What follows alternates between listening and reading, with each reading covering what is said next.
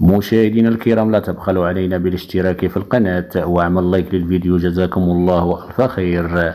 بعد الجدال الكبير والتعنت الجزائري، المغرب رسميا حسم أمر مشاركة المنتخب المغربي في الشان بالجزائر، والمحكوم عليه مسبقا بالفشل حسب محللين رياضيين، وذلك لعدم مشاركة المنتخب المغربي، ويعد من أقوى المنتخبات العربية والإفريقية.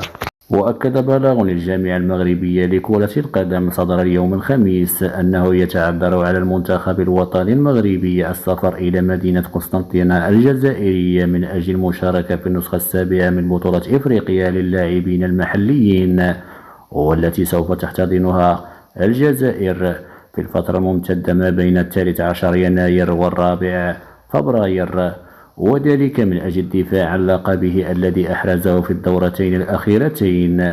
وجاء هذا القرار لعدم الترخيص لرحلة المنتخب المغربي انطلاقا من المغرب من مطار رباط سلا في اتجاه مطار قسنطينة الجزائر بواسطة طائرة النقل خطوط الملكية المغربية، الناقل الرسمي للمنتخبات الوطنية. شكرا للمتابعة، والسلام عليكم ورحمة الله.